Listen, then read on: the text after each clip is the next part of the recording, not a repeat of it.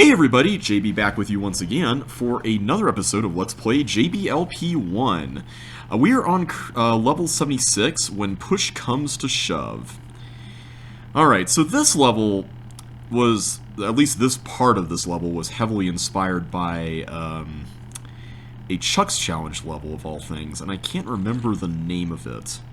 But it had this kind of layout where you had to like kind of wedge a few blocks in there and then extract some of these, and the key like trap here was not to go for the tip but to go for one of these points over here.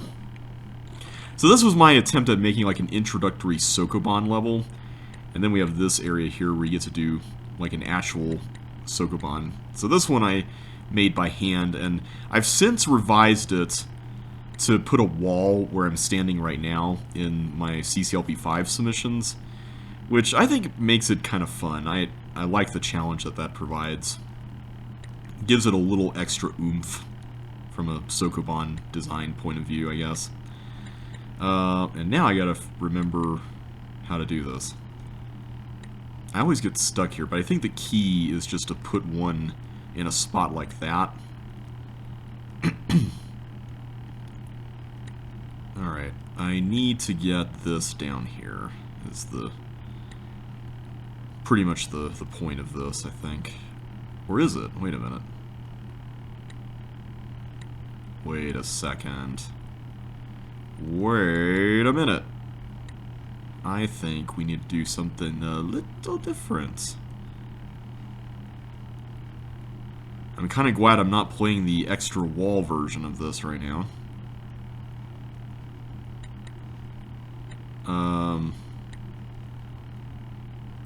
Oh, that's right. We need to do this. That's what it is. Yeah, the extra wall version of this is definitely a little trickier. So anyway, you can't take these blocks out, which means we can just leave and go over here. And then we have the final puzzle, which is basically just another bridge construction thing, much like Science Museum. I really liked doing this kind of thing back in the day. I mean, I still do now. Albeit I tend to use more stuff with water under blocks. But this is pretty fun too. I think this gives you a little more freedom. And that is When Push Comes to Shove. I'm kind of sad this didn't make it into CCLP1. This was one of the levels I was really hoping would get in, but who knows? Maybe if there's a CCLP0, well, I can submit it for that. Alright, woof. Okay, so this level has a bit of an interesting history. It was one of the final levels designed for JL1, and back then, the version I made of it was actually smaller. This one takes up the entire map, but that one was a little more cramped, and it was actually inspired by a, you guessed it, a jetpack level of the same name. And I want to say the jetpack level may have even had the same dimensions, but at any rate, this is another one of those open-ended kind of variety levels. And this was kind of inspired in part by some of Alice Voight's levels, specifically Get a Clue. Especially this room over here with the Paramecium. Like, this room is definitely inspired by Get a Clue. And I even made this before CCLP3 came out. Oh, that's right, I gotta push a block down. Yeah, this room's a little tricky, but not that bad. You just gotta get the Paramecia in there. I think there's probably an easier way to do that, but I like doing it that way because it's kind of fun to have them be a little bit more orderly about going into the drink there. Then we get some simple ball dodging to go in here. And then another one of these cloning things. This one, though, I thought this was kind of a fun idea, is that you could basically set up a perpetual cloning cycle. I don't know why I was so enamored with that concept, but you can do it. So yeah, this whole blue wall section is shaped like a dog, and that was the defining feature of the jetpack level. I basically threw in some other stuff in the level to make it dog-themed, like this paw print thing here. And this is, I think this is supposed to be like a bowl of food, is what this little area here is supposed to be. And then for this one, you're just supposed to get all the fireballs in there. technically you can waste this block. I made it possible so that you don't have to use this block at the very end. But I didn't want to require that, so I just kept it so you can waste it. Yeah, you can put it on the left side, and then eventually you need to take it up here so that that can toggle. So yeah, overall this level is pretty easy by today's standards, I'd say. There's one part that, for whatever reason, I tend to get got by, like, every time I play this. And it's really silly. It's actually the area over here, now that we're holding down a trap button. Let me go into this area. Whoa. Okay, this part. So you might think I need to get this block into the bomb right here, but actually you're supposed to get it into this one, so you can then leave. I thought that's a neat little puzzle. It's not like a super groundbreaking one or anything, but it can definitely trip you up if you're not careful. See, I like this new and more open version of the level. I think it's a little bit better.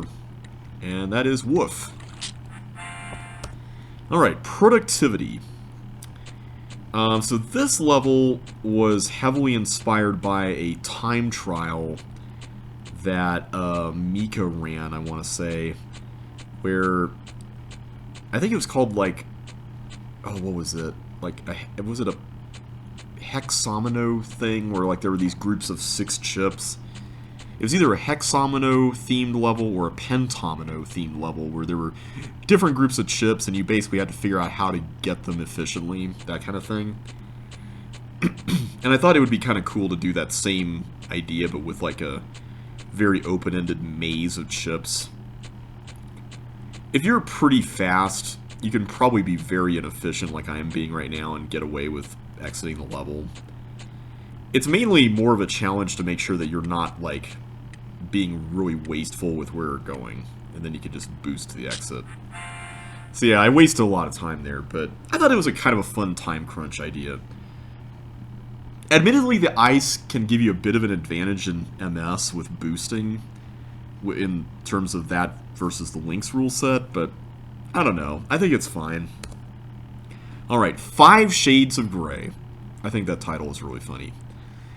So this level, I created around 2013, I think. I want to say it was late 2013, because I want to say I'd just gotten... or sorry, late 2012. It was late 2012. I had just gotten a new job at that point, and I remember entering this and another level called Color Coordination into a crate competition. Go down only when you've completed the other rooms. The chips below will help you figure out where to go. And I think I just completely skipped over this whole section. Over here. Yeah.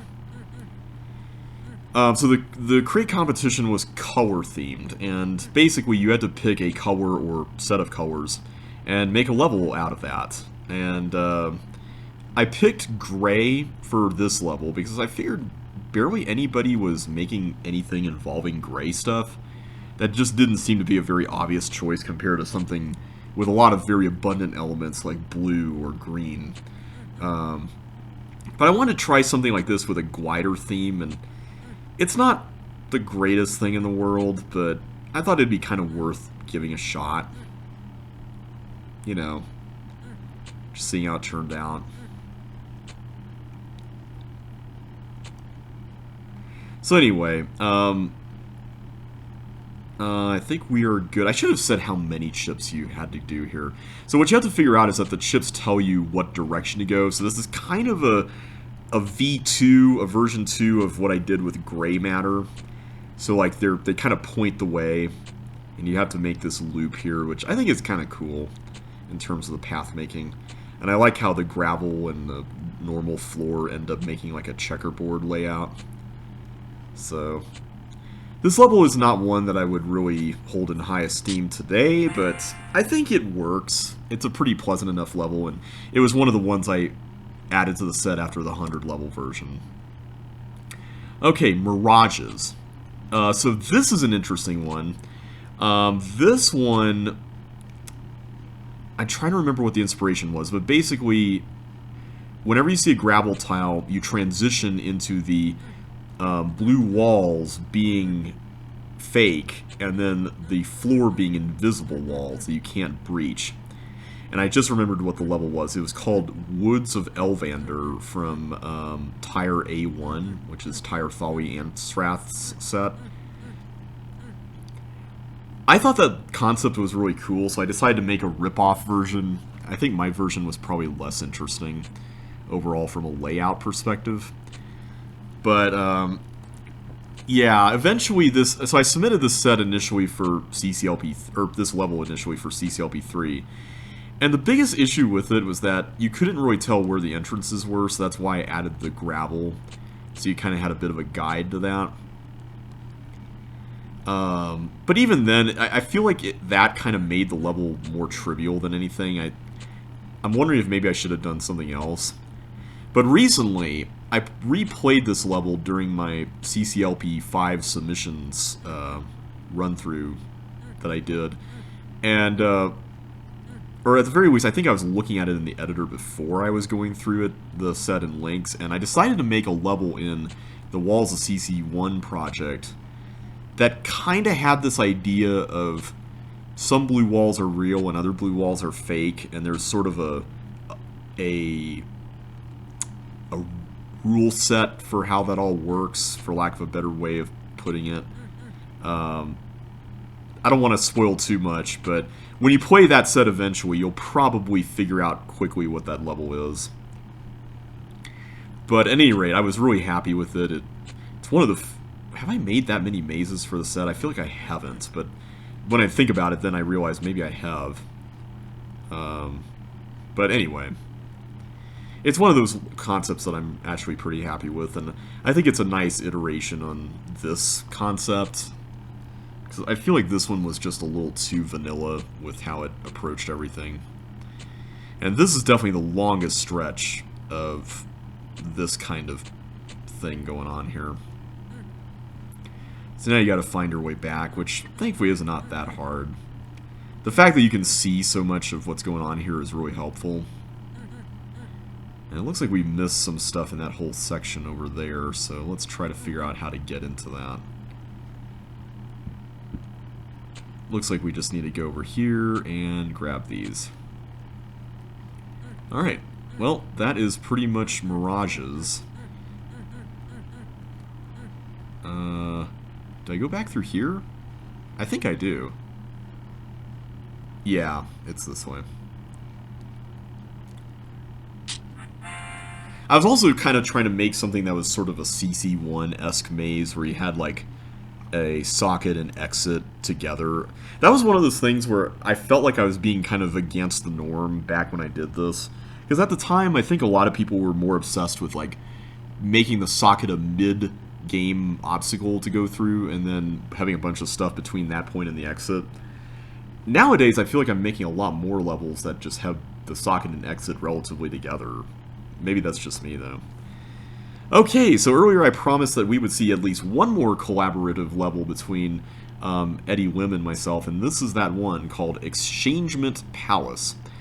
You need only 45 of the 50 chips, level created in conjunction with Look at This, which is Eddie Lim's handle on CC Zone. So yeah, this is sort of a be careful what you get level. It's okay, I guess. I do feel like this is basically guesswork, and I don't know. I always hesitate to really... Like, if someone else made this, I'd probably be very critical of it. Which probably means I should be critical of it. So yeah. I'm just going to see how far I can get with this, and hopefully I can solve it. I think it's pretty loose, though, which is a good thing. So I have to go here to get this. And I could just go down through here. I mean, there's no harm. The nice thing about this level is that you can see where certain things are located, which is really nice. So like for this one, I know I can make a loop over here and then do this. So that's kind of neat. I do like that. So you know what? Maybe this isn't so bad. Yeah. And now we're on this axis of the main ice thing there. I remember trying to optimize this a while back. That was pretty daunting. Okay, getting the fire boots there, I don't know if that's actually going to do any good, but I kind of want to try it. Should I, though? I'm more inclined to go for this first. Yeah. This might be the better option. Let's do this, and then go through here. Okay. Did I forget to get that chip there? I totally did. Oh my gosh. Okay, so I can exit through that fire boot thing there. That's not a problem. And I also have this pair of fire boots. I am so sad that I missed that chip there. That's gonna bug me. I cannot believe I missed that. Now I really want to cross over all that again, but I can't at the moment. But, you know what I can do? Oh, but that's gonna be a problem. If I go through that flipper thing, am I pretty much screwing everything over there? I feel like I am.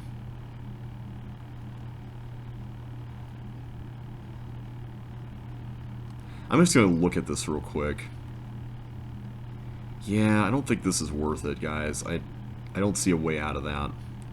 So tell you what, let's go here. And I'm going to go this way. This seems to be the fun route. Because now I can end up on this side again. And I've done all that.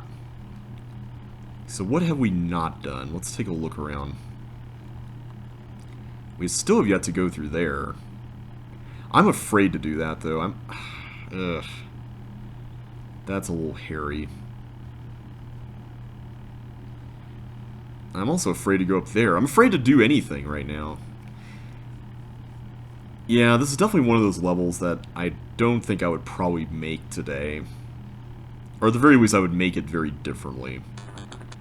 Alright, let's try this. I think... Yeah, we determined this was a dead end earlier, didn't we? Yeah, okay. It is what it is, and that's kind of unfortunate. Alright, I'm going to start over again, and this time, I'm going to actually get all the chips there, which would be helpful. So let's do everything in this corner. I do like how you can see certain things. Like, I think that's a neat little feature of this layout. I'm kind of wishing that the scale of this was slightly smaller, though. If I had to make one complaint about this, I think that would be it. I wish the scale was a little smaller. So let's go there first, then go back, then go through here next. Okay, so that's the entire upper left done now. So that's pretty nice. So now I can go down into this area. I think I'm going to do this first, because we know that we can go through here. See, I think if you're systematic about this, this is a lot easier than it might seem at first. So will this work, or... I don't think I've blocked off this area here yet. Yeah, I can go through there. See, I think as long as you can just go around like this, it's not so bad. I'm going to keep those up there. So over here, oh,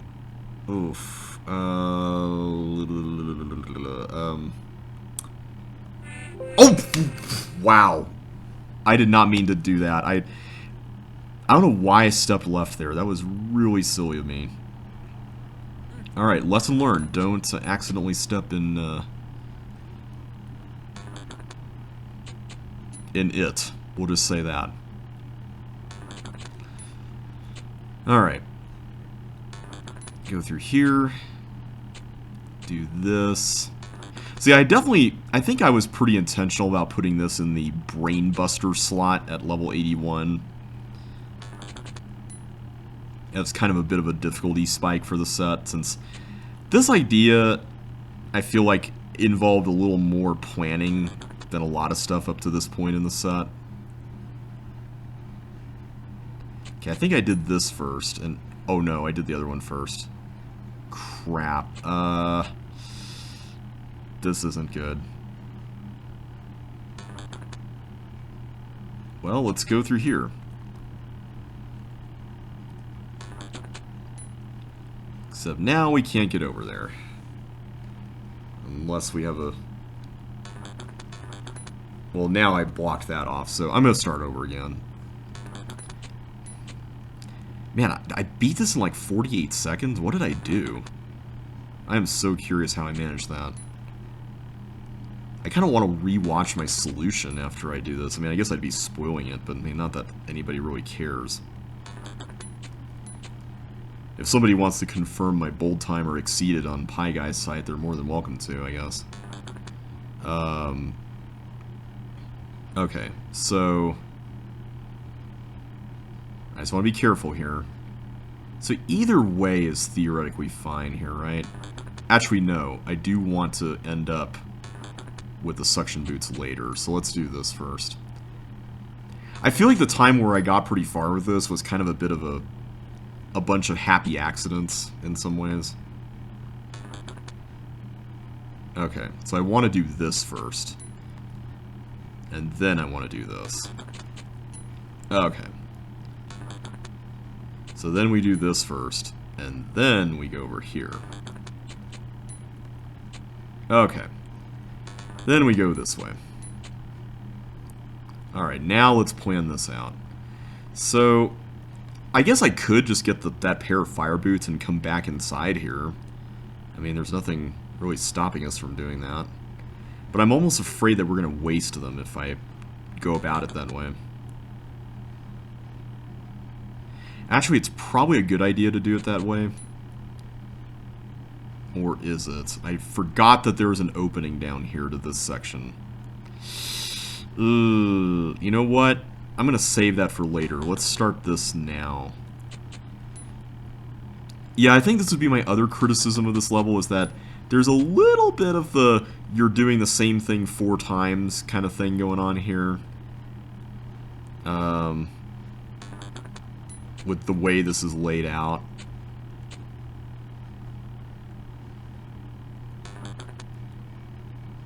Let's do this first. If I go up there, I'm basically sealing my fate, aren't I? Unless there's an exit up top. Do I want to chance that, though? I'm not sure I actually have a choice now that I'm looking at it. Or I guess I could go that way with the fire boot thing.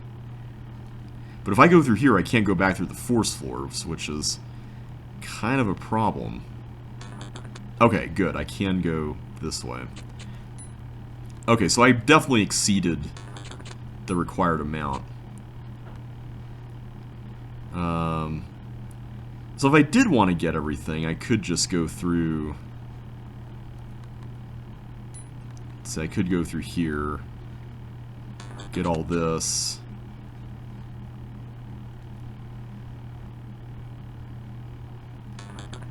And then go through here and get those. That's kind of cool. Alright, I kind of want to see the bold route. Oh yeah, I was like way more bold. No pun intended. Way more bold about getting all these things, like...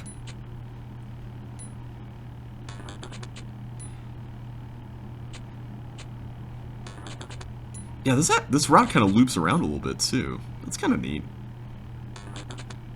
Of course, this is probably not even close to optimal, but...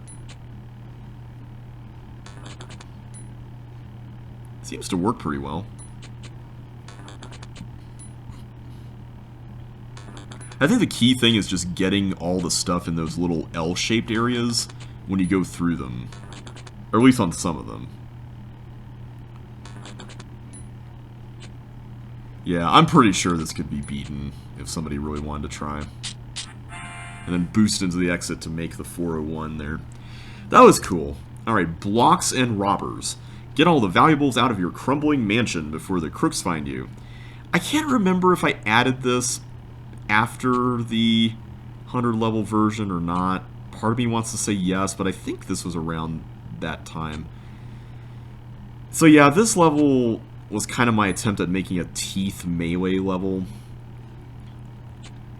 Maybe I was inspired by like rocks levels, like Assassin at this point. I can't remember really, but I think the one thing I'm not a fan of here is that the layout of this level is very... It's kind of like Randomonium, where it's very segmented, where you could tell that these were 3x3, or sorry, 3 tile wide hallways. Kind of like what we were talking about with Science Museum. Oh.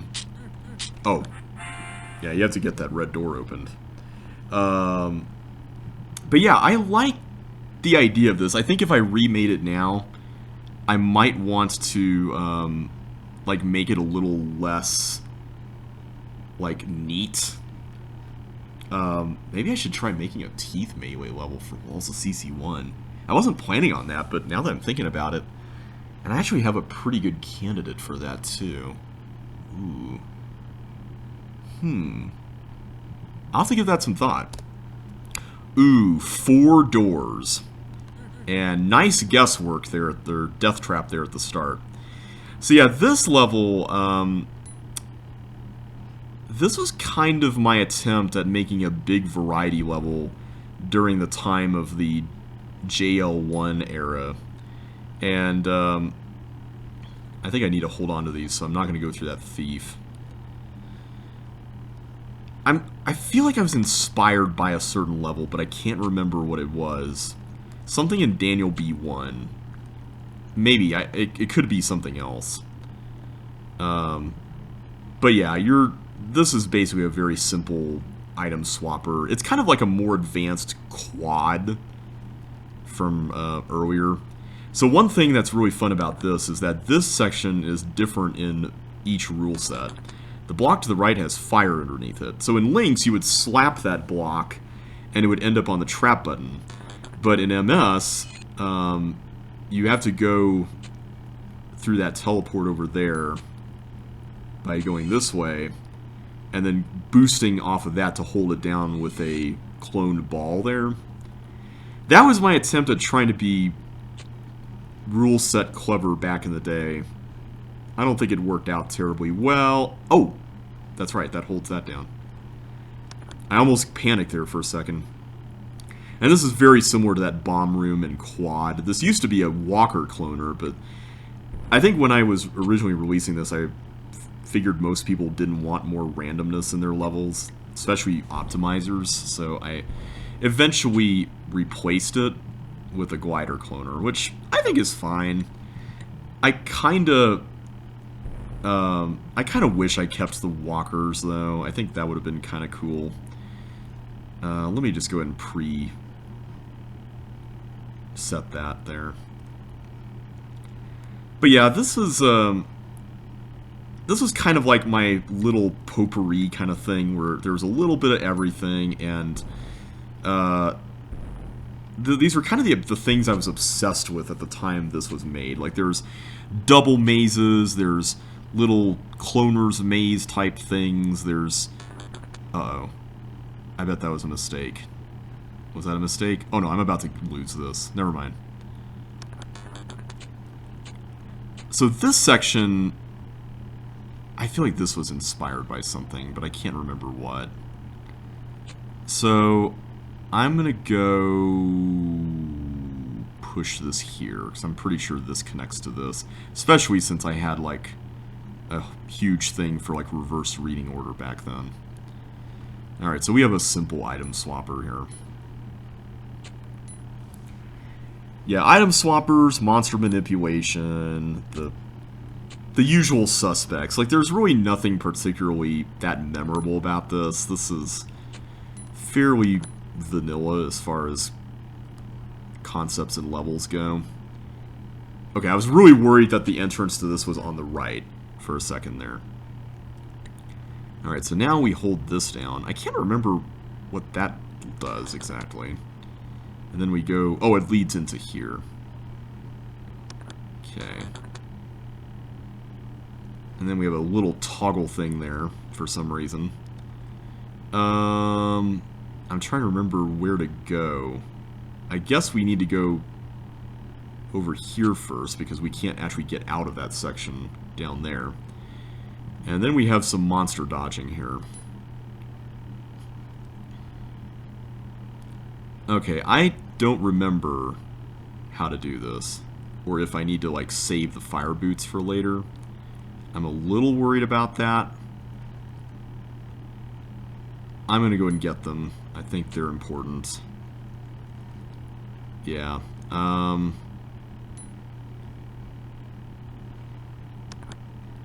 Okay, so now that I've got these, I'm kind of curious. Okay, that just leads to a thief. Okay, so I think what you're supposed to do here is, all you're supposed to do is just get this and then get the chip down here, basically.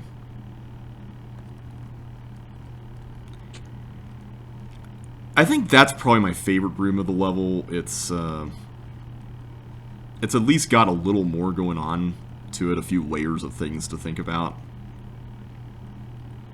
And then you just exit through here, and then you go into the middle section. So that's 4 doors.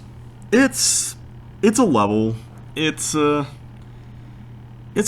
It's not one that I would really want to hold up as like one of my favorites. I remember being really proud of this back in the day, and I feel like that's kind of the thing that a lot of designers go through. You know, when you start out and you build something with a lot of different elements, it's, you know, it's something that feels like you accomplished a lot, you know. But then when you become better, I think you start learning what makes a really good level, and you kind of look back at this and go, you know, maybe I was proud of this for a reason that I could iterate on, you know, the whole variety campaign level thing. Alright, Unstoppable. Ooh, this level was one that I really enjoyed making. So this was a Sokoban level, and I think, if I remember correctly, you do this, or at least something like it. Yeah. You have to do that so you can then get all that stuff, because this is basically a... Oh no! I screwed that up. So maybe I do this first? The opening part of this Sokoban is kind of the toughest part. That's definitely not it either. Maybe I was onto something initially.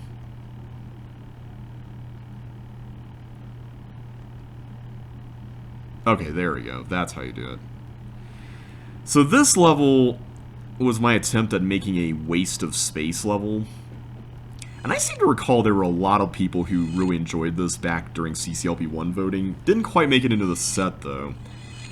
But it definitely got some admirers. I remember it kind of made some waves around then. One thing I discovered recently while playtesting this for CCLP5 and checking for busts was that you can actually fit another block into this waste of space room. I didn't realize that at the time. So I actually added another one next to the teleport, so you would be forced to do it. I think if there's one thing I'm not the biggest fan of, it's that the Sokoban part of the level just isn't that interesting at the end of the day. It's just that first part, and then the rest of it is just very tedious. So that's while we're on that, that's a subject I've been wanting to talk about. And this might be a good level to do it on. There's been some chatter, and a lot of it's been through Josh's videos and some conversations that have come about as results of comments I've made on various levels and whatnot, about what exactly is tedious. And some of this has been inspired by comments I've made about how many blocks are reasonable in a level. And I think I've touched a little bit on this in previous videos, but like Josh's perspective that he's mentioned in a few videos is that, you know, ultimately it's a very subjective thing. I partially agree in that I think it's subjective in terms of what criteria you use, but at the same time, I also think that there's something to be said about looking at what each block push in a level ultimately accomplishes for the level. So yeah, you can see here you could fit another block where I'm standing right now. And I guess at the end of the day, that's ultimately going to be subjective as well, because one person may see potential where another person doesn't. But yeah, I think like he was making some comments about you can look at the chips but don't touch them. He was making some comments about, like, in his level Slime Field in Wallace's CCLP3, there's a part where he pushed a single block through some stuff, and he was worried that it would be tedious, and my response would be, no, I don't think it's tedious at all, because, like, you're only pushing one block, and it feels important to be doing that. It's not just a thing you do,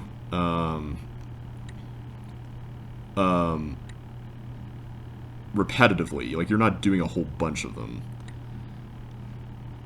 Yeah, this room I really enjoyed a lot. I don't know why, I just think it's kind of fun. But yeah, this level is Exhibit Hall, and this was the other level I was alluding to earlier when we were playing Science Museum with the 3-tile wide hallways. And the whole premise of this is an abstinence level. In other words, one where you don't want to get chips, in this case.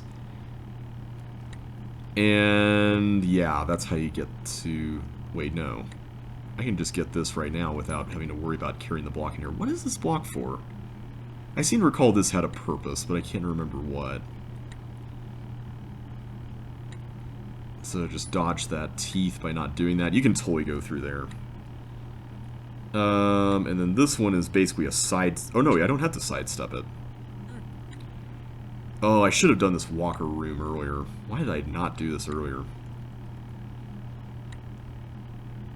Wait, I got a chip! Where'd I get a chip? Oh man, somewhere I got a chip and I don't even know where.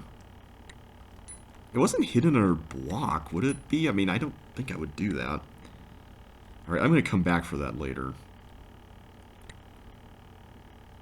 Did I accidentally pick up the one in this room? I wonder if I did.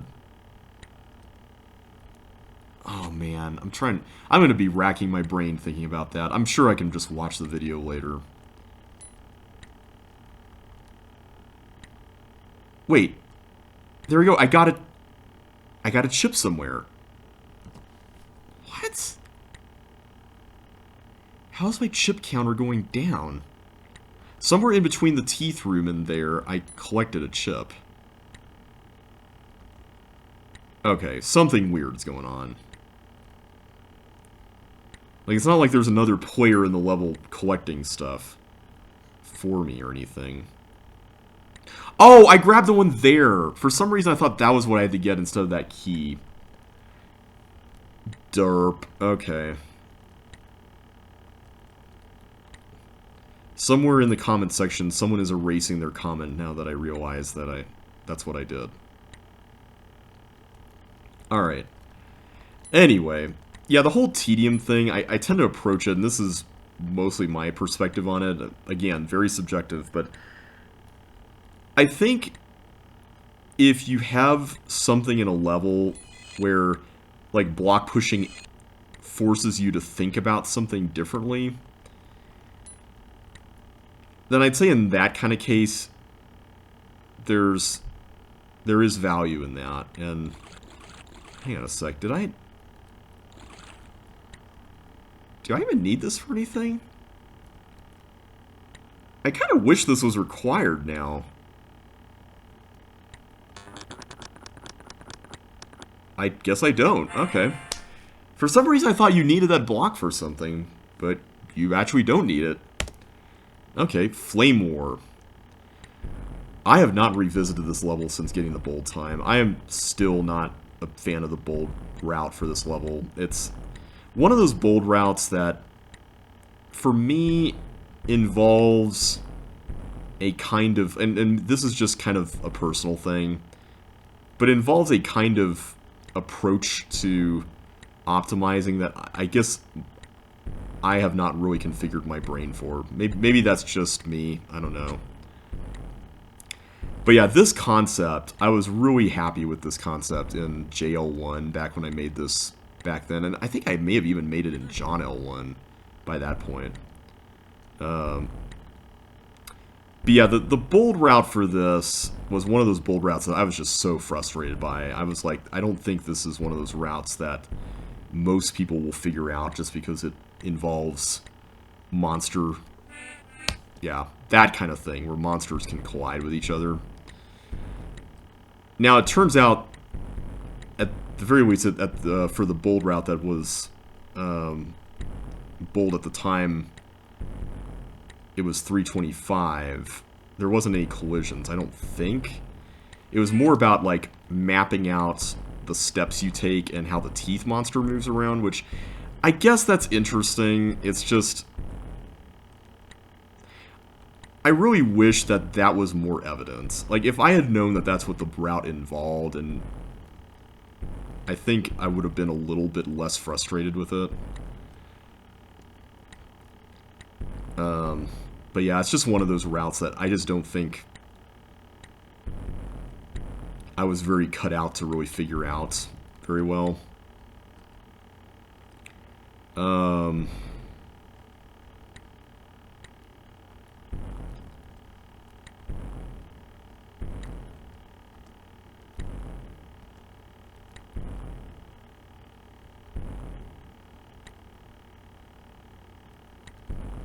Okay, let's get out of here this way. There we go. Yeah, the original version of this level had gravel as well, which is kind of interesting, but I thought it would make for a bit of an interesting challenge not to have it.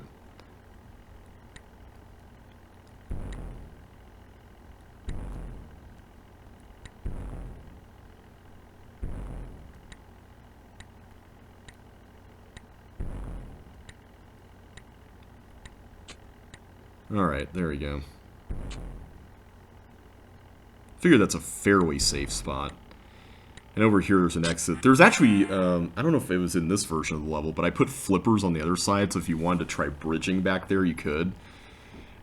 Because theoretically you can do that by just getting all the bombs on the right leading to the toggle doors blown up, and then blowing up the stuff at the top that way, instead of using the blocks.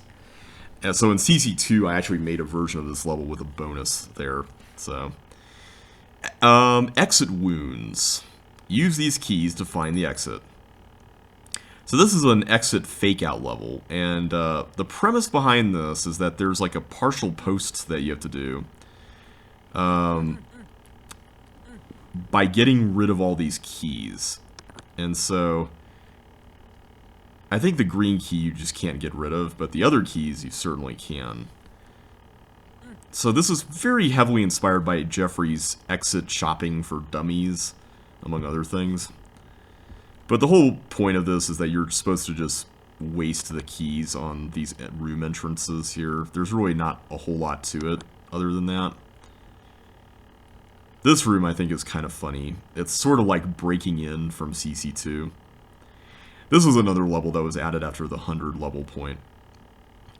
But, yeah, one thing that's really fun about this is that you're supposed to figure out here that you need to take a block into this section, I think. I'm trying to remember where. It's not that.